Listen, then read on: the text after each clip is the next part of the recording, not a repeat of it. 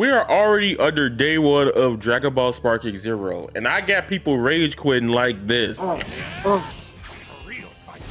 dragging this! Yeah! That is...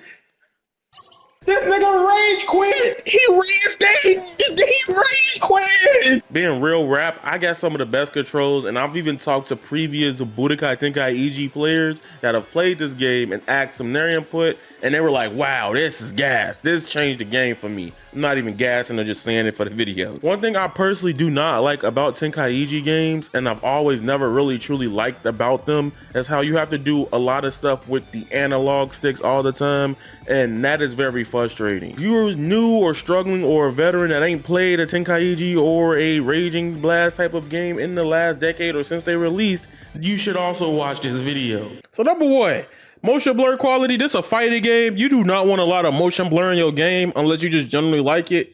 Put that off.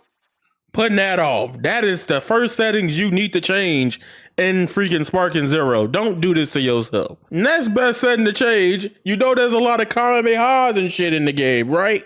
So I'm telling y'all right now, please make sure you adjust your brightness to a point to where you can see everything on screen, and there's gonna be a lot of flashing lights in Sparking Zero. So if you got a problem with that, if you had a problem with Tekken 8 and all this cosmetic, chaotic haziness, okay, literally turn it down.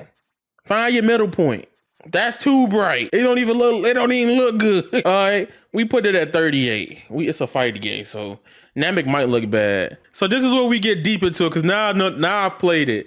When you see combo assist, follow-up attack assist, dragon dash assist, dragon dash attack assist, if you're brand new to this game, keep this on so you can see how stuff works. After you see how it works, turn it off. The reason why I recommend you turning this off is simply because once you get to a point so people learn how to play the game, even remotely, they know when to counter everything. And I seen it happen in Storm Connections when they had stuff like this.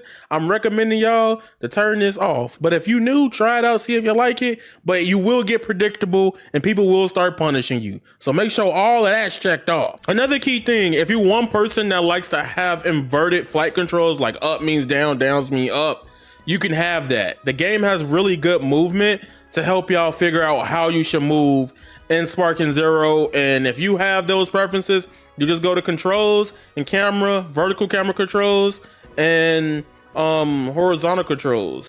Now, this is the most important tip that a lot of everybody should implement. I'm saving y'all controllers and I'm saving y'all some money.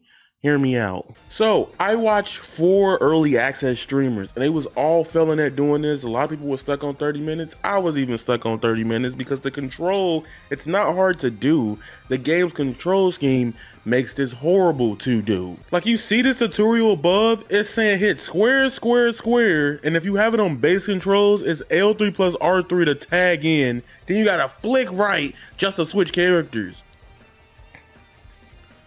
Who thought of that? The only game I know of that's like that makes sense for it though was Naruto Storm. If you want to switch between different characters in your rotation, you just flick the right analog stick whichever assist they were in. So you hit left for one in Storm or hit right for the other one. Yeah, the game really wants you to go that, and that's really weird. I'm gonna teach y'all how to fix y'all controls forever to where you don't have to use the analog sticks for transforming or changing characters. So when you first go to controls and camera, go down all the way until you see directional buttons. What this does is if you turn it to standard, it makes the panel controls all on the D-pad of the controller, the arrow keys of your PS5 pad. If you switch the directional buttons to classic, you can move with both the D-pad and the analog stick. I like it, but since that chase change and switching is very weird with the analog sticks, and PS5 controllers don't have the best analog sticks, I highly recommend everybody, this is the most important setting in this video, change directional buttons to standard, and I'll show you how easier and how much better it is. For this tutorial, I'll be showing you with Goku Black, obviously. Remember how you had to click L3 and R3 just to get stuff going with this? You're killing your controllers doing that and you're wearing them down. Up on the D-pad shows Goku Black, and you can go into his transformation with up and then a button. So up on the D-pad controls the transformations. You see how on the right side it still says analog stick? Bear with me, this is the jarring part. It is no longer the right stick. Wherever you see the transformation, that is whatever it is. So for example, let's use Goku for this to make this easier. So the arrow dictation no longer is arrows with the right analog stick. They actually turn to button presses. So Super Saiyan 1 is square, Super Saiyan 2 is triangle, Super Saiyan 3 is Super Saiyan 3, and if you had another transformation, X will be probably the strongest one. So now you hit up and then triangle to go into Goku's Super Saiyan 2. Also, this doesn't apply with characters with multiple transformations. Frieza, if you know, he has almost 3 to 5 transformations. With Frieza, you would have to go through the different base stages first until you get to the ability to switch between the forms. And I don't think you can power around or switch up anything. Yep, this is the next Frieza, Pill Head. I call this Pill Head. Always called it that. Then we go into the Frieza we all know and love. And then you have finally full power Frieza, which he doesn't have the ability to go from 1 to 3 all in his moveset. I don't know if that's a thing. That might be really weird for Frieza. I think usually you could just go from like 1 to like skip to 3 and then like full power. So I don't know why they made Frieza like this, but Frieza is a one exception, and you usually don't have an X transformation. They're always idle. This also pertains to switching. If I want to do chase change and then continue into something else from that. And that's simple as that. That is just so important for everybody to know for sparking 0. Also, to hide more to my point earlier, this click in plus L3 plus R3, y'all have heard about freaking stick drift on PS5 games. Y'all don't want to do that. Like, especially if you plan on the PS5 controller, please don't do that.